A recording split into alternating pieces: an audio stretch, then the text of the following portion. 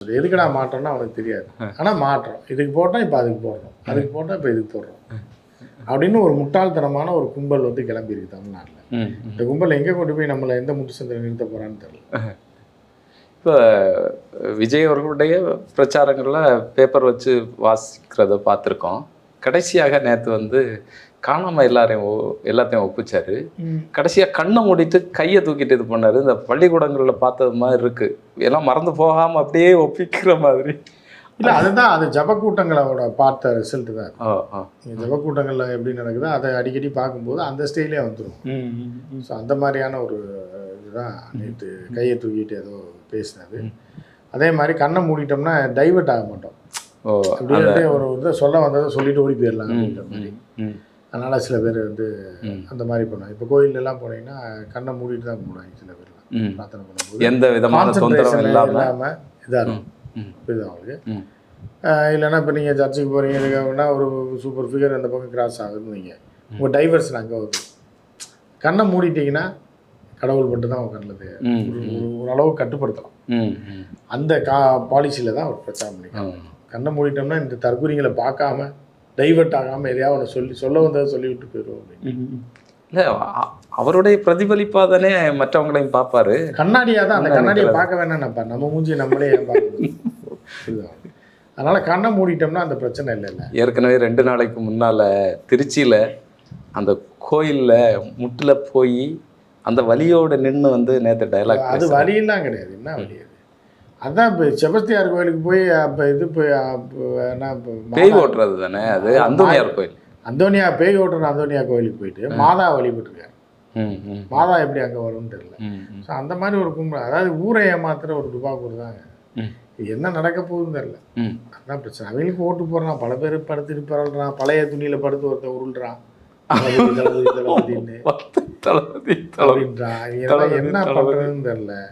அப்படி இந்த ஊரை கொண்டு போய் என்ன பண்ண போகிறாங்கன்னு புரியல. இல்லை, விஜய் வந்து நிறைய பேரை அடையாளம் காட்டிட்டு இருக்கிறாரா? இவ்வளவு அடையாளம் காட்டினாலும் மோசமான ஆட்கள், அதாவது பலருக்கு சிலரை அடையாளம் காட்டினா பரவாயில்ல, சிலருக்கு பலர் அடையாளம் காட்டினா அந்த சமூகத்துக்கே ஆபத்து இல்லை. அது எப்படி? இல்லை, இவ்வளோ மோசமா இருக்கு தமிழ்நாடு, இவ்வளோ மோசமா இருக்கு பார்த்துக்குங்க அப்படிங்கிறத சொல்றதுக்காக இப்படி ஒரு கேரக்டர் வந்தது. இல்லை, அது சொல்றதுக்கு இல்லை, அது நம்ம செய்யும் போது ஆட்டோமேட்டிக்காக எல்லாருக்கும் வெளியே தெரிஞ்சிருன்றதுக்காக பண்ணுறேன் அந்த மாதிரி பண்ணியிருக்காங்க. ஸோ வந்து எதில் போய் முடிய போகுது அப்படின்றது தான் மிகப்பெரிய ஒரு இதாக இருக்கு டைம். இப்போ எலெக்ஷனில் அதுக்கு முன்னால் விஜய் அவர்களுடைய தந்தை கூடவே இல்லை, அவரு கூடவே இல்லை, அம்மா அது அனாதாசிரமத்தில் சேர்த்து விட்டாப்புல. எலெக்ஷன் வரைக்கும் வரக்கூடாது, பிரச்சாரம் ஓஞ்சதுக்கு அப்புறம் தான் வெளியே திறந்து விட்டுருக்காங்க. ஆனால் நேற்று ஒரு வீடியோ போட்டிருக்கிறாரே, அதான் நேற்று பிரச்சாரம் ஓஞ்சிருச்சு, ஓய போதில்ல, அது அன்னைக்கு நாள் நம்ம தப்பிச்சு போய் ஏதாவது ஒன்று போடணுன்னு இருக்காங்க. எல்லாருமே ஒரு தீவிர பின்பற்றாளர்களாக இருக்காங்க. இந்த விஜய்க்கு பின்னால் ஓடுதில்ல ஒரு கூட்டம், அந்த கூட்டத்திற்கும் இதுக்கும் ஏதாவது வித்தியாசம் இருக்கா? கிஸ்மி இவருக்கு இல்லை, அவங்கெல்லாம் வந்து கூட்டத்து பைக்கில் ஓடிட்டு இருக்கிறாங்க. என்ன அதுக்குன்னா இவங்கெல்லாம் முன்னாடி அதுக்கு தாண்டி இது பயிற்சியாளர்கள் மாதிரி. ஆமாம், இவங்க வேற. இவங்க வந்து அவங்கள பாதுகாக்கிறதுக்கு, விஜயை பாதுகாக்கிறதுக்கு ஒரு ஆள் வேணும்ல, மித்தவங்க அடியிலேருந்து கூட வந்து விழுகிறாங்க, அதுக்கான இதுதான். அந்த இதில் வடிவேல் காமெடியில் வண்டி அங்கே வந்துட்டு ஒரு பையன் போய் விழுவாம பாருங்க, அதுதான் பிஸ்மி. புரியுதா அவங்களுக்கு? விஜய் சொன்னோடனே டேய் வராண்டா நகைக்கடைக்காரமா என்னன்னே டமால் விழுந்துறாரு. அப்போ இந்த மாதிரி லூசுத்தனமாக பேசுறதுன்னா அப்போ விஜய் பாப்படா அந்த மூதை வண்டி எங்கே வருது 10 அடிக்கு முன்னாடி விழுகுறாங்க பாருங்க மாதிரி தான் நீங்கள் சொல்கிறது கிஸ்மியோட கதை. கிஸ்மிலாம் அந்த கேரக்டர் தான். இந்த வடிவேல் உட்காந்து இன்னைக்கு விழு அவனை மடைக்கு காசு வாங்கி செயின் அடிச்சிடலாம், அதுதான் விஜய். அந்த விஜய் கூட்டம் ஆதவரிச்சுனா அந்த கூட்டம் அது எல்லாமே அதே ஸ்டைல் தான். அதில் அந்த பையன் போய் விழுகிறது தான் கிஸ்மி. நீங்கள் சரி சரி. இல்லை, இப்போ இதுக்கு முன்னால் நீங்கள் நிறைய பார்த்துருப்பீங்க, எலெக்ஷன் எல்லாம் பார்த்துருப்பீங்க, நிறைய நடிகர்கள் வந்திருக்காங்க. சிவாஜி கணேசன் சார்லேருந்து டி ராஜேந்திரன், ராமராஜன் கூட வந்துட்டு போனார். இப்படி ஒரு தனித்துவமான ஒரு நபரை இது வரைக்கும் பார்த்துருக்கீங்களா? இல்லை, அது விஜய் தவிர விஜய் இன்னொரு பிறவியை எடுத்தால் கூட விஜய் மாதிரி ஒருத்தன் பிறக்க முடியாது. அவரே பிறந்து வந்தால் கூட முடியாது. அதே அவரே பிறந்து வந்தாலும் முடியாது. அந்த ஸ்டைலில் அவருக்கு மட்டும்தான், இந்த விஜய்க்கு மட்டும்தான் வரும். இது ஒரு ஞானம். அப்படி அவரே திரும்பி பிறந்து வச்சாருன்னா திரிஷா சின்னம்மா முறை வந்துடும்ல, பெரியம்மா.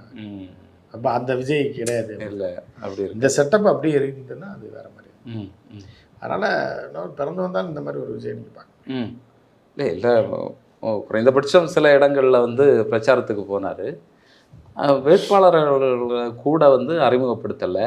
தன்னுடைய தொகுதியில் விஜயனுடைய கட்சி தாவேக்கா சார்பில் யார் நிற்கா அப்படிங்கிறதே அந்த தொண்டனுக்கு தெரியாது போல் இருக்கு. அப்போ தன்னுடைய முகத்தை மட்டும் வச்சுட்டு ஒரு ஆமாம், அவரோட அரசியல் ஸ்டைல் தான். நீங்கள் வந்து மித்தவங்க மாதிரி மித்த கட்சி மாதிரி நீங்கள் அவரை நினைக்கக்கூடாது. அவ்வளோ சிரமப்பட வேண்டிய தேவையில்லை. அவரோட அரசியல் ஸ்டைல் என் முகத்துக்காக நீ ஓட்டு போட, எல்லா இடத்துலையும் நான் தான் நிற்கிறேன், இவன் இடம் தெல்லாவாரி கஞ்சாவாரி எவனே ஒருத்தர் நான் நிறுத்துவேன். அவன் வந்து எம்எல்ஏன்ற பேருக்கு வந்து என்னைய செலக்ட் பண்ணுறதுக்கு ஆள் வேணும். அதுக்கு தான் அவனை நிறுத்தினே தவிர நீ எவ்வளோ ஓட்டு போடுறேன்னு பார்க்குறது தான் நிறுத்துறேன். நீ எனக்கு தான் ஓட்டு போடுற, அந்த கஞ்சா வியாபாரிக்கு ஓட்டு போடல. அவனை சும்மா டம்மி பீஸாக நிறுத்தி வச்சிருக்கேன். என்ன செலவு பண்ணுவான், அலையணும் வெயில் அலையணுன்றதுக்காக அப்படின்றது தான் கான்செப்ட். அவங்க எல்லாம் ஒரு பொருட்டே கிடையாது.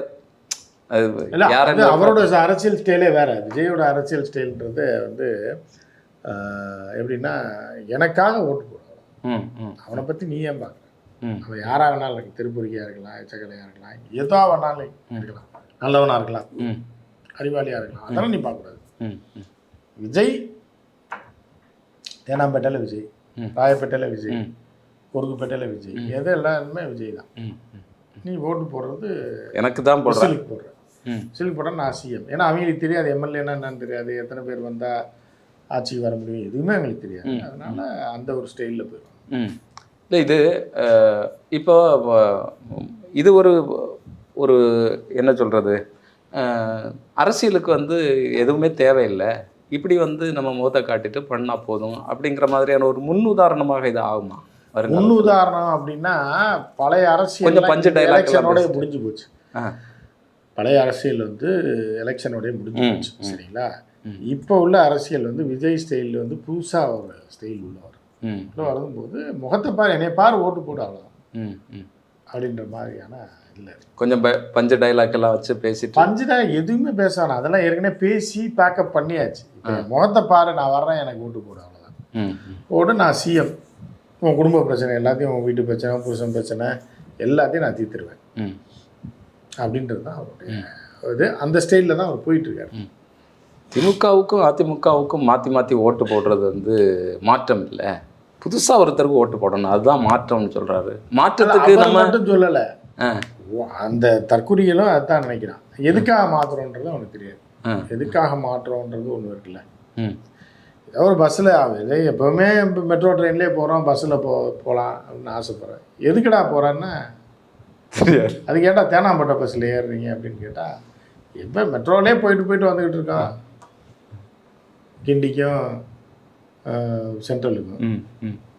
இப்போ நான் குறுக்கால பஸ்ஸில் போகிறேன் அப்படின்னு சொல்லி ஆசைப்படுறேன். எதுக்குடா போகிறேன்னா தெரியாது. இப்போல்லாம் மெட்ரோவில் போயிட்டு பஸ்ஸில் போகிறேன். ஒரு மாற்றம் வேணும்.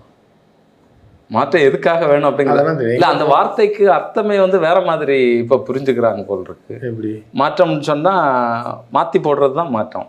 ஆமாம், அதை தான் இதுக்கு போட்டுட்டோம்னா அதை இங்கே போட்டோம்னா ஒரு மாற்றம் வேணும், ஒரு சேஞ்ச் வேணும். எத்தனை தடவை இவங்களுக்கே போட்டுட்டு இருக்கிறது, அதுதான் அப்படி தான் எல்லாருமே சொல்கிறாங்க. இப்போ இந்த கூட்டம் பூராமே